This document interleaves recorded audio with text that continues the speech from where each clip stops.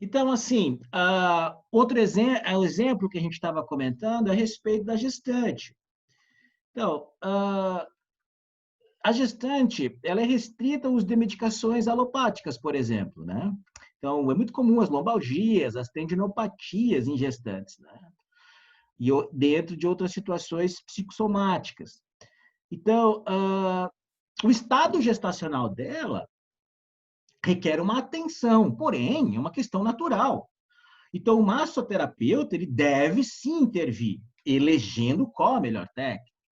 Se ela tem pré-eclâmpsia e hipertensa, por exemplo, depressão alta, você tem que cuidar com as técnicas ocidentais em grandes estruturas. Você não vai fazer uma relaxante com ela, por exemplo, certo? Você pode usar com técnicas orientais para diminuição da pressão arterial e equilíbrio dos líquidos e dos fluidos. Isso você pode.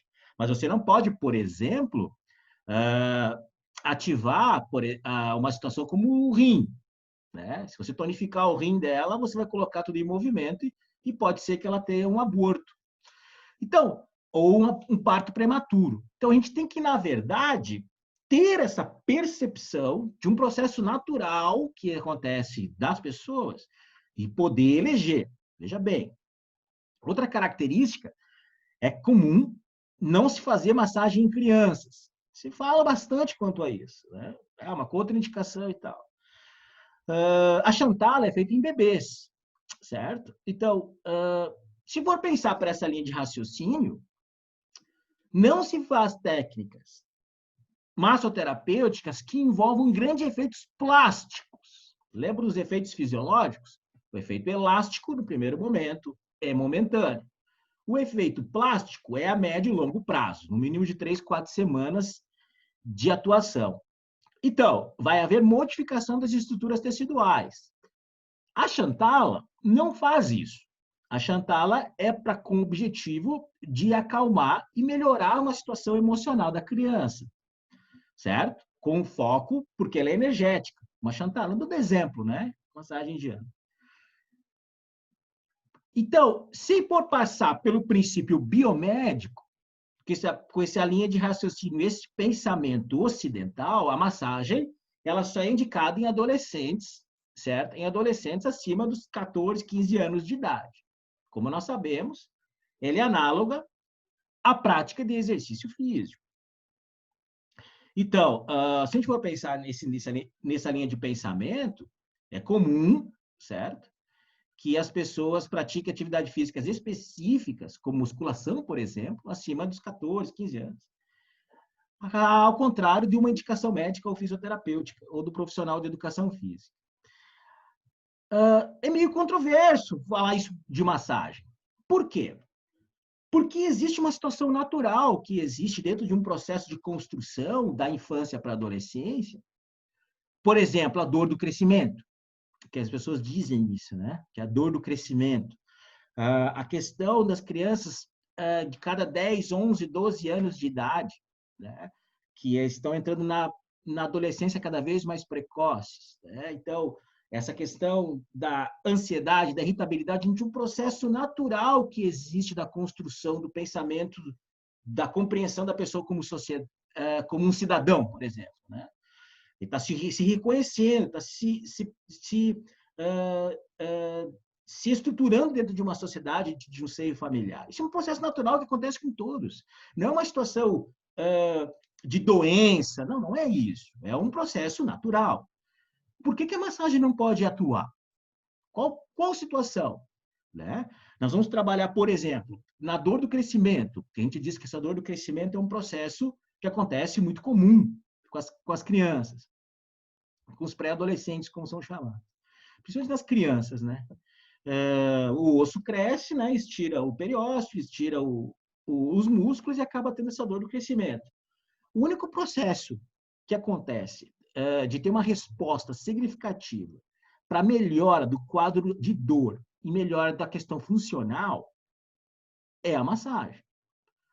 Então, a dor do crescimento não é uma doença, ela é um processo natural de crescimento. Então, vai acontecer e você precisa modificar as estruturas corporais. Então, a gente pergunta, será que a massagem ela é contraindicada realmente nesse grupo etário, por exemplo? É uma discussão. Qual técnica que eu vou executar? Qualquer técnica que você queira que você promova o efeito plástico das estruturas corporais. Por isso que você é massoterapeuta. Você tem que eleger quais técnicas que você vai utilizar, seja ela ocidental ou oriental, pelos princípios e as bases dos efeitos da massagem. Isso são situações, são discussões. Por isso que eu sempre digo, indicação e contraindicação é uma discussão dentro da massoterapia. Não só da massoterapia, de várias outras profissões também. Então, qual que é a conduta do profissional? Aí sim, a conduta é a eleição da técnica naquele momento. Para isso sim, existem essas contraindicações, seja elas relativas, né, ou absolutas, por exemplo. Outro ponto também, que a gente poderia citar vários, mas outro ponto bem interessante é a questão da menstruação, né, do ciclo menstrual da mulher, né, mulher biologicamente falando. Né? Não é um processo de doença em si. Se a gente for ver, o processo que existe é um processo de ciclo natural. Mas existe um sofrimento em torno disso aí. Né? Então, o que nós vamos pensar? As cólicas menstruais, irritabilidade e tal. São algumas situações que acontecem de um processo natural. Se ela tem muito fluxo menstrual, você não pode fazer massagem, porque senão vai aumentar o fluxo e piorar o quadro. Mas peraí. Você não pode fazer massagem, mas qual massagem você está falando? Certo? Fortalecer o baço no processo da medicina tradicional chinesa, é muito importante. Diminuir as cefaleias com pontos são bem importantes quando a gente fala dentro desse processo. Uma massagem relaxante, certo? Nos dias que antecedem a menstruação em si, ela é muito importante. Então, veja bem, qual que é o meu objetivo e o que eu quero dentro de um processo. Então, quando a gente fala em indicações e contraindicações da massagem, a gente tem que botar o pé no freio e dizer, não, peraí, vamos estudar quais são as técnicas, quais são os públicos que a gente vai atuar, dentro de um processo de métodos de análise de avaliação para poder eleger qual a melhor técnica, qual a melhor conduta profissional, digamos assim, que é melhor falar. Qual que é a melhor conduta? Né? Então, percebam, primeiro eu tenho que compreender esses processos naturais que existem das pessoas. Né? Então, aí existe um outro ponto, quando a gente já começa a ter quais são os campos de atuações dentro dessas indicações e contraindicações. Então, indicação, onde tiver uma pessoa, vai ter indicação para a massoterapia. Isso é bem importante.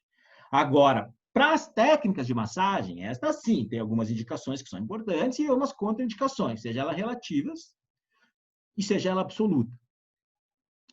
Dentro desses processos de disfunções, alterações, doenças, nós temos que perceber o quê? A pessoa como um todo. Nós somos terapeutas manuais, profissionais da área da saúde com uma formação holística. Não, uma formação biomédica, alopática, sim, mas também de um pensamento do todo, da questão do holística do processo. Então, se a pessoa tem cervicalgia, por exemplo, eu vou lá, faço técnica específica para diminuir a dor. Isso é alopatia. Mas quando a gente pensa dentro de um processo em qual ela está inserida para a eleição das técnicas, por exemplo, de diminuir o estresse, a ansiedade, nós estamos trabalhando de uma forma holística, de uma forma complementar, isto é, de um pensamento do todo. Esta formação do profissional massoterapeuta são dentro das profissões da área da saúde, ela é das mais completas, junto com a enfermagem e a psicologia, penso eu. Então, essa linha de pensamento a gente tem que estar sempre tendo isto como um norte, como a gente diz. E aí, a partir daí, nós podemos pensar, se nós vamos trabalhar com pessoas, se nós vamos trabalhar com um grupo de pessoas, como a gente fala, nós temos que compreender que existem situações onde as pessoas existem comprometimento ou perturbação ou estado de adoecimento. Não da doença em si, mas do estado de adoecimento. Então, nós temos que pensar lá nos métodos de análise de avaliação, quais são os sistemas corporais que estão envolvidos nesse estado de adoecimento. Então, quais são os sistemas? Respiratório, sistema circulatório, neurológico, epitelial, certo? Sistema digestório, sistema excretor, sistema ósseo. Então, tudo isso a gente tem que estar claro, sistema muscular, todos os sistemas corporais que a gente vê isso na anatomia. E existe um outro componente bem importante, que é o que a gente chama das emoções, que nós chamamos de saúde mental, como a gente fala. Quando a gente fala de saúde mental, a gente está falando de estado de descimento de perturbações da sua saúde mental. Entramos em estresse, ansiedade, angústia, depressão, dentro desse contexto. A massoterapia ela é indicada na saúde mental. Espera aí. Até que ponto ele é indicado ou não? Uma depressão, por exemplo. Tá? Existe estado depressivo, que é uma situação, e a depressão clássica, que é a doença em si de tristeza profunda, prolongada, por exemplo, como a gente fala, que envolve uma série de situações. Eu preciso comprovar, fazer métodos de análise de avaliação importante dentro da biomedicina e também dentro da medicina tradicional chinesa, poder eleger qual técnica que é mais interessante para ela. E precisa ativar ou inibir. Primeiro ponto, dentro da neurofisiologia e dentro da medicina tradicional chinesa. Técnicas de ativação ou técnicas de inibição? Eu preciso eleger, preciso compreender essa pessoa. Outra situação também interessante é os transtornos obsessivos compulsivos, né? Se você pensar onicofagia, né? Então, existe uma série de situações dentro desses transtornos obsessivos compulsivos, relacionado com ansiedade, estresse e tal. A massagem é super indicada. Agora, se esse transtorno obsessivo compulsivo é relacionado com alguma doença relacionada da saúde, dentro da saúde mental, como, por exemplo, a esquizofrenia, você tem que ter um cuidado. Porque a esquizofrenia é quando a pessoa perde a noção da realidade, por algum motivo. Nós, como profissionais de saúde, nós temos que ver quem está assistindo essa pessoa e saber qual técnicas e quais situações que a gente vai utilizar. Por exemplo, se a pessoa ela é esquizofrênica, certo? E você utiliza técnicas de ativação, ela estando em crise, você piora o quadro. Se a pessoa ela é esquizofrênica, porém compensada, como a gente diz, aí sim você pode usar técnica de ativação, porque essa esquizofrenia pode estar causando uma depressão nela naquele momento. A gente precisa saber eleger qual é o quadro para saber qual técnica a gente vai utilizar, se é ativação ou inibição. Então, isso é bem importante.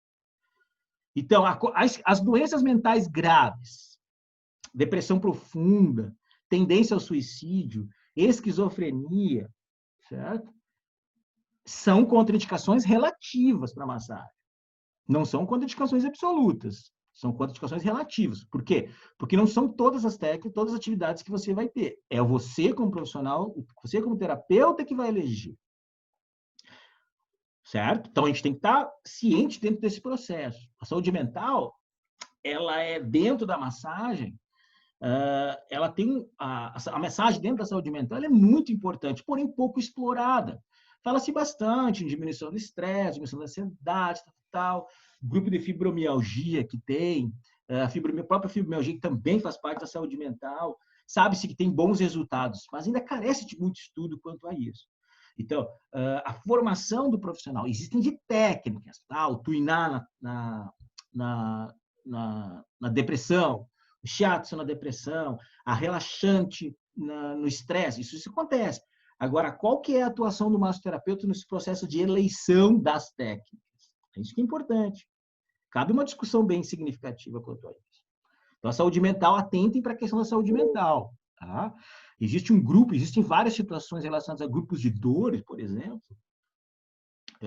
existem que são bem significativos, um conjunto de profissionais que trabalham também dentro da área da saúde mental, das dores crônicas, aquelas dores crônicas intratáveis, como a gente fala. Então, a eleição da técnica que é importante, por quê? Porque vai determinar se ela é indicada ou não uma determinada técnica. Outros pontos importantes... Quando a pessoa...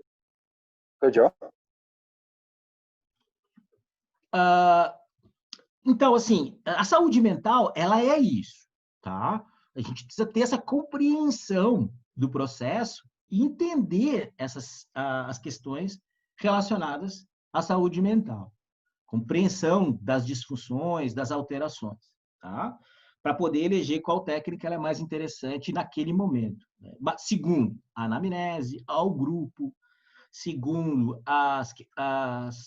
relacionados à parte da fisiologia, relacionados especificamente dos efeitos da massagem, para poder eleger a técnica. Então, se a gente partir desses princípios, a gente vai perceber que a pessoa pode estar em bom estado geral, né, em médio estado geral, e em regular estado geral.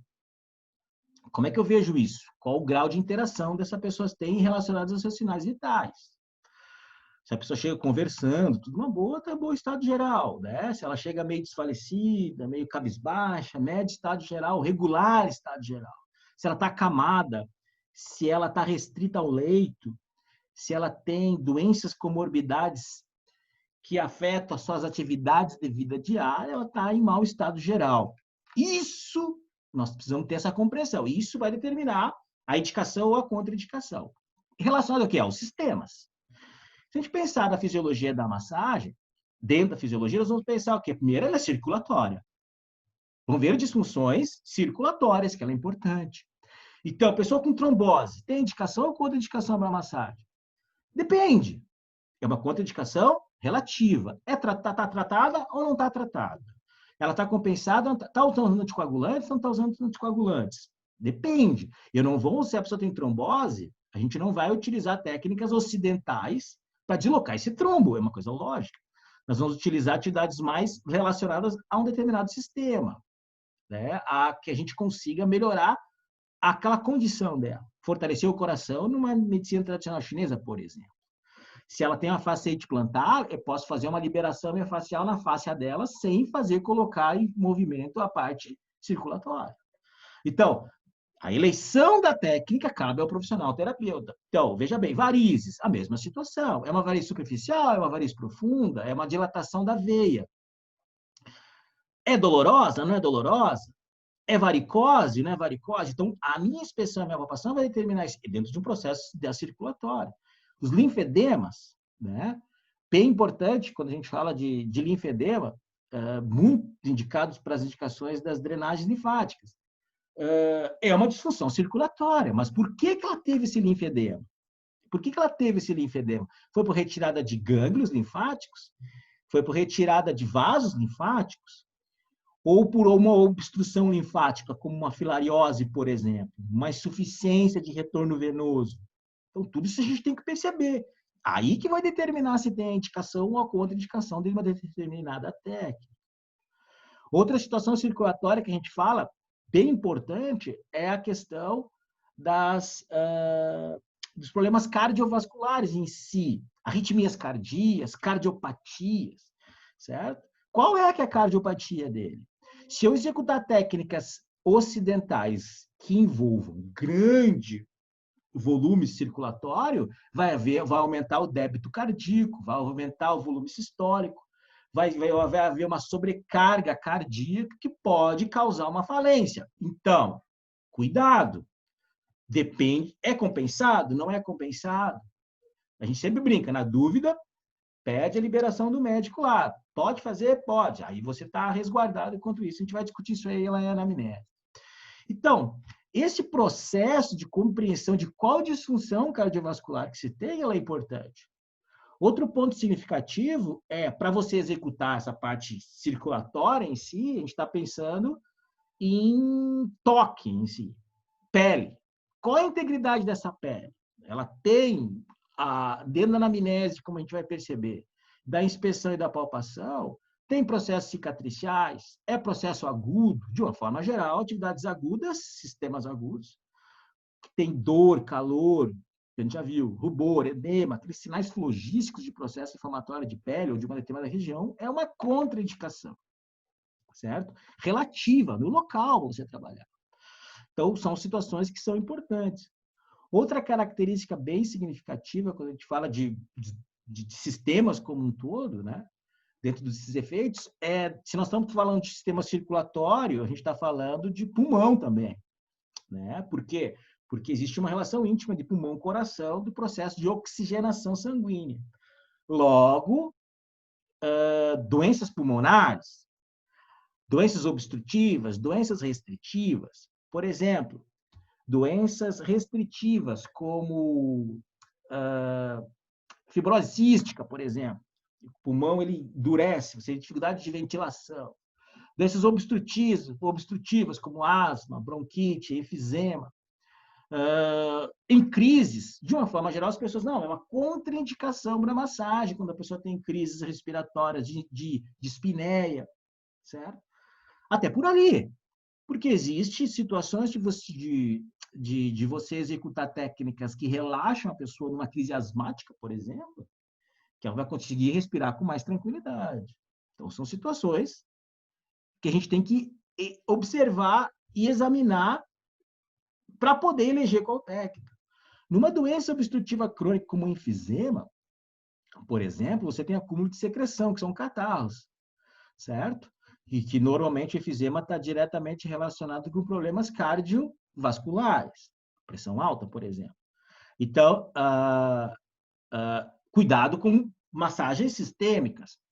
Pode ser que sim, pode ter uma sobrecarga cardíaca que faça com que o pulmão não funcione de uma maneira tão correta. Mas você tem que usar técnicas de higienização brônquica. Você tem que usar técnica de retirada de catarro do pulmão para evitar infecções pulmonares. Logo, técnicas torácicas. Então, vejam, ou desde a medicina tradicional chinesa, fortalecer o pulmão. Então, existem várias, depende da técnica que você vai utilizar. Pressão alta, coração e pulmão sempre juntos, né? Pressão alta, são hipertensos, é compensado? Não é compensado? Se é compensado, não tem problema você fazer usar técnicas terapêuticas que envolvam áreas menores, desde que não envolvam áreas maiores. Porque senão nós sabemos que durante a atividade a tendência é aumentar a pressão arterial. Então pode haver uma descompensação. Então a gente tem que ter bastante cuidado quanto a isso. Outra situação, a pressão baixa. Né? Então, a pressão baixa é uma contraindicação relativa. Por quê? Porque se você executa as técnicas mais relaxantes de inibição, você pode ser que você baixe ainda mais a pressão dessa pessoa. E isso eleva um mau estado geral. Isso não é muito bom. Então, são situações bem importantes dentro de uma parte circulatória. Outro sistema bastante é o sistema excretor, que está diretamente relacionado com a parte circulatória também. Cálculo renal é uma contraindicação? Depende. Por quê? Porque se ela tem cálculo renal, ela está em acompanhamento médico? Sim ou não? Outro ponto, que tamanho que é esse cálculo? Se eu executar técnicas muito potentes, que haja uma mobilização de líquidos e fluidos significativa, essa pedra pode ser expelida pela ativação dos rins. Né? Então, veja, existe uma indicação, mas ela está em estado agudo, aquela dor de cálculo renal, aí sim é uma contraindicação de você executar técnicas mais sistêmicas no local, mas você pode trabalhar no sentido de diminuir as dores. Então, veja, depende da área e da técnica que eu vou utilizar. Outra situação importante é as insuficiências renais. Né? As pessoas que fazem hemodiálise, por exemplo, em regular estado geral ou mau estado geral. O que eu quero durante essas técnicas? O que eu quero fazer? Se eu executar técnicas ocidentais, que envolvam grande mobilização de líquidos e fluidos, sim, é uma contraindicação, porque eu vou sobrecarregar o rim, e o rim já não trabalha de uma forma como deveria, né, filtrando o sistema sanguíneo. Logo, eu vou sobrecarregar o rim, o que é uma contraindicação relativa para algumas técnicas, principalmente as técnicas ocidentais. Então, isso dentro de um processo sistêmico, como a gente diz, que eles são importantes dentro desse pensamento. Outra característica também, febre. A febre é uma contraindicação para massagem? Ela é, sim, uma contraindicação relativa. A febre é o quê? É aumento da sua temperatura, que o seu sistema de defesa está defendendo o seu corpo. Agora, febre em excesso é ruim. Então, técnicas sistêmicas que envolvem grande mobilização de líquidos e fluidos é uma contraindicação. Porém, você tem que baixar essa febre. Trabalha no triplo aquecedor, por exemplo. Se você trabalha no triplo aquecedor, você abaixa e restabelece e protege o coração na medicina tradicional chinesa. Então, não é uma contraindicação pro massoterapeuta. É para determinadas técnicas, como a gente diz. Dentro dessas integridades que a gente fala, dentro de um processo desse pensamento, né, dentro dos sistemas como um todo, as hemorragias, né? A pessoa está com hemorragia. É uma questão meio lógica que a hemorragia é uma contraindicação para massagem. Por quê? Porque ela está perdendo sangue, você tem que estancar. Agora, a técnica chinesa, você pode estancar o sangue, diminuir o processo de sangramento, né? tem pontos específicos para isso. Então, depende da área de atuação que você vai estar e o local que a gente vai observar. Então, dentro desse processo, existe também do sistema digestório, úlcera, gastrite, constipação, diarreia, diverticulite, todo o sistema digestório, como exemplo. É agudo, não é agudo? Então, são situações importantes. Tem o exame que você faz lá para ver se tem indicação ou não para as técnicas ocidentais da massagem, a perceber se é uma disfunção de um determinado órgão ou víscera. Então, a gente precisa compreender. Mas não existe essa contraindicação. Ela tem úlcera sangrativa, né? Ela está sangrando, úlcera hemorrágica, como a gente fala. É uma contraindicação para massagem, vai sangrar mais. Calma. Não trabalha sistêmico, trabalha em áreas específicas para diminuir o desconforto, diminuir o próprio sangramento, como a gente fala. Então, a percepção de indicações ou contraindicações está diretamente relacionada à técnica que eu vou usar, às ações fisiológicas que vai acontecer, as ações da massagem, onde eu elegi o quê? A técnica baseado nos métodos de análise e de avaliação. Outra discussão bem importante é a questão do câncer. Não, o câncer ela é contraindicado para massagem. Não é contraindicado para massagem. Né? Então, exatamente o contrário. Tem indicação, sim, para as técnicas de massagem. Agora, tem que saber qual tipo de câncer, tem que saber é maligno, é benigno, está em tratamento, não está. Então, tem uma série de situações, quais áreas que a gente vai poder desenvolver as técnicas em si. Tanto é um exemplo clássico que se tem quando a pessoa tem câncer de mama e retira os gânglios linfáticos, o médico, o mastologista, encaminha para fazer drenagem linfática. Então, logo, o câncer é uma questão histoquímica, ela não é uma questão mecânica. Né? Fazer massagem é passar as células cancerígenas pelo corpo. Gente, não é, isso sabe que isso não é verídico, como a gente diz. Então, tem uma série de situações que são bem importantes dentro das indicações e das contraindicações quando a gente fala das técnicas de massagem em si. Então, de uma forma geral, dentro de um contexto, nós temos que determinar, pegar lá nos métodos de análise de avaliação, quais são as comorbidades, quais são as queixas dessa pessoa, fazer esse pensamento das questões da fisiologia do corpo em si, da questão energética dela, jogar nos métodos de análise de avaliação, eleger qual técnica que a gente pode ou não pode usar, baseado em todos esses dados que a gente levantou, para poder eleger qual técnica que seja mais interessante e significativa para poder atuar. Compreenderam?